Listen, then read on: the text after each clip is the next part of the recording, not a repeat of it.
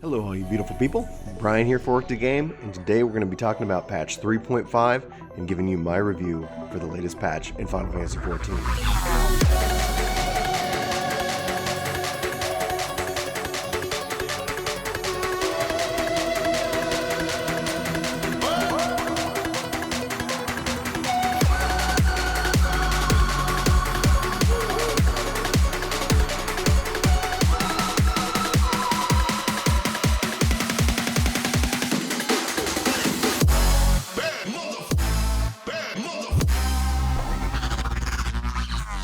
Okay, so fair warning, we're not going to go over any spoilers for 3.5, but I will be making some reference to the story in 3.4. I'm not trying to spoil anything, but if you haven't finished 3.4 or are sensitive to anything that happens in the story, you might want to wait and watch this video until you've cleared 3.4 or 3.5, depending on your needs.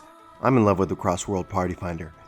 It's made working on my relic so much easier when queuing up for content unsynced in the Duty Finder.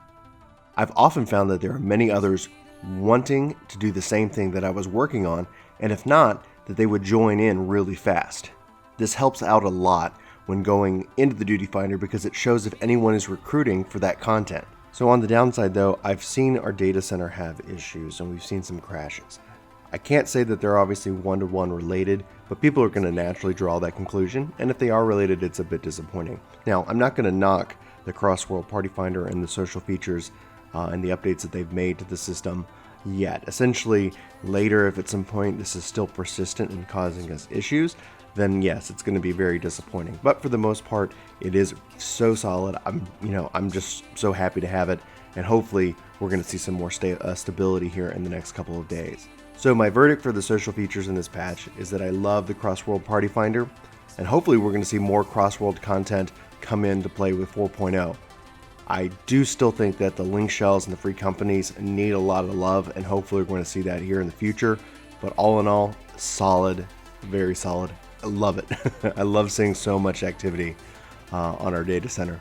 So let's go ahead and talk about gear. I really do love the gear in this patch. The gear from Untitled, I love the modeling so far from everything that I've seen. Not the biggest fan of kind of the Metal Gear-esque solid gear from the two new dungeons, but you know, it gives people options, more options for glamour. The Garo gear for the PvP is amazing. Now, depending on your job, you're obviously going to have different opinions on what's a better piece of gear visually than anything else. But all in all, I'm very excited about the gear in this patch. It's some of the most visual stuff there. Plus, outside of just the new gear they've added, they've obviously given us plenty of opportunity to upgrade our existing set. So 260 gear that you have can now easily be acquired by going through Dunscythe and all the previous raids, 24-man stuff, to be able to get that 270 piece of gear a week. Plus, hunts are now more relevant because 500 seals, I believe, get you the book so that you can upgrade another piece of gear. So all in all, I think they've given us a lot of paths forward, and then, you know, they've given us some really good designs, and so I'm liking what the designs I'm seeing so far with this patch and the gear. So all in all, let's give it a verdict. Verdict is improving on previous offerings, and I think it offers something for everyone. So let's talk about story. I was caught off guard by how short the story was, and at first I was a little disappointed. But once I thought about it, the pacing was fantastic, and I really loved the story and the cutscenes and thought that I would have liked it less if it was filled with silly little fetch quests. So all in all, I loved what happens here. And there's a cutscene that, depending on your opinion, plays out differently, which was really exciting to see. My review for 2017 said that we needed a better antagonist, and I don't think that we got it here. One of the things that I liked about the 3.4 Warriors of Darkness story was that they were fighting for what they believed was right, and thus they didn't have many evil-faced moments. TV shows like 24 did this a lot with a character, looking normal up to the point where they showed them as the betrayer. Then everything they did at that point was, oh man, they're so evil. The Warriors of Darkness had a case for what they were doing and motivation. And the villain for 3.5 does as well, but everything we see them do, they have that scary, evil, face, like, oh, remember, I'm the bad guy. And yes, to us, they are. But the case could be made from their perspective that they're doing what is good and right in the eyes. Their ends just don't justify their means. The best villains, in my opinion, are those who you can understand why and what they are doing. You just oppose the means by which they are doing it. It's a tough line to walk, but my review still stands. Verdict? It's solid, but we still need a better antagonist. Alright, so let's talk about the content and the gameplay. I love the fights in Dunscythe. I love the fights actually in the dungeons. They are fun.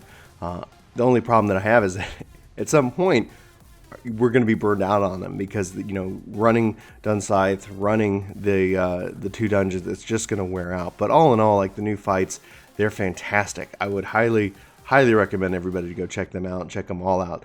The new trial, I think the fight was really visually fun. And yes, there are, you know, people who were clearing the expert in really quickly, and I wonder if that caught Yoshi P off guard. But I love the designs, I love the characters, I love the sound. Like, all in all, like, the content and the gameplay really was here. Obviously, we got lots of quality of life, summoner eggy glamours. We already talked about the Crossworld Party Finder, but your chocobos can now be out and about with you, and you can actually queue up for content. That in and of itself is also just one of the great updates to this patch from a quality of life perspective. So then you also have the Hildebrand and the Scholasticate storylines. I'm just not a big fan of that as a part of the Heavensward stuff, but if you are, it's there for you. And if you aren't, it's something else to do, just depending on what you need.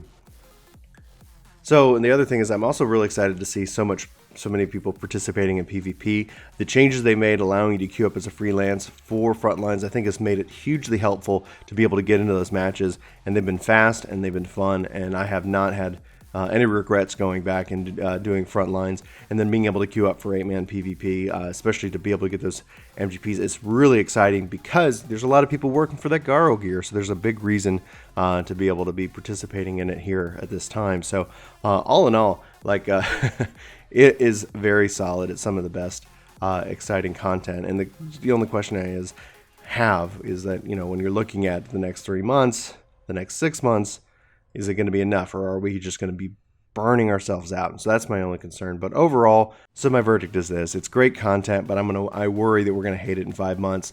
Thankfully, we do have Stormblood to look forward to, but at the end of the day, we still have to get to Stormblood, and hopefully we don't burn ourselves out. So just, you know, make sure you take a good pacing, make sure you have a good balance with work, life, family, and the game. And I think, yeah, everything should be really great. All right, so let's talk overall.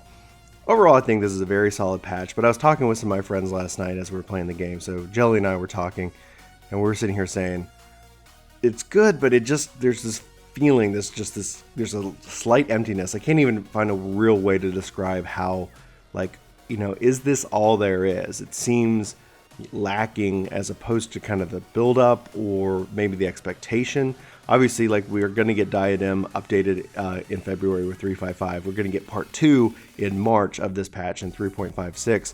And so, you know, is that going to fill kind of this kind of content gap that we feel there is? Now, the content is great, and it's so weird because it's like, yes, we're having so much fun, but it all ties into that expert roulette still being 2 dungeons. The content there is just, you know, you're going to churn it over and over and over again. And when you think on, you know, all the way to June 16th, if you pre-order Stormblood, you're going to be sitting here going like, oh man, you know, you could really get burned out and be tired with that. And that's the concern. That's the, you know, and it's weird because it's like, I want to, you know, I am enjoying myself. I'm having a fun time, but then at the same time, I'm like, okay, I know this is going to, you know, run its course in due time. And so we were talking, we're kind of like, I'm hopeful that either one of 2 things happens with Stormblood.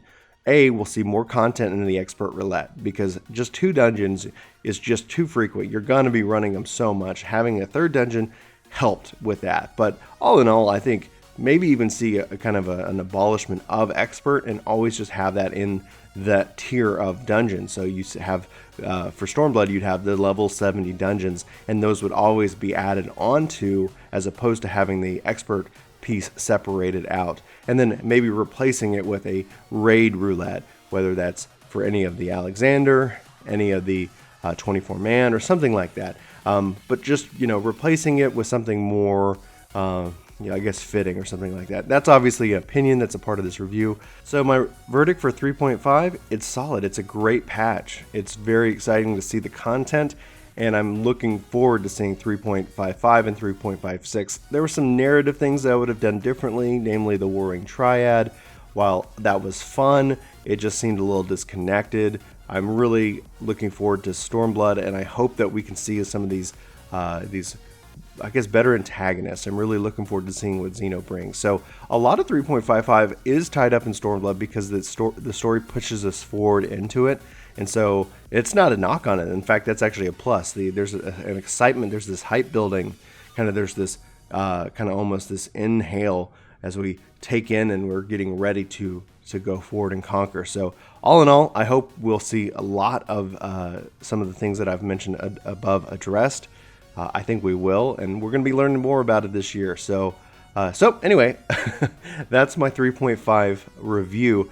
Let me know what you think in the comments below. We can feel free to obviously discuss story spoilers and all the things of that. But yeah, let me know in the comments below what you think. Let's have that discussion. Let's talk about what we like, what we want to see, because that's what I like. I always like brainstorming, and people have shared on the channel and on the various comments amazing ideas. And I try to make sure I take those ideas and make sure I repost them on the forums so that we can continually inform the development team on what we would like to see. So just, yeah, let me know. Let's talk about it. So all in all, yeah. So for Work to Game, my name's Brian, and I will hopefully see you in my next video.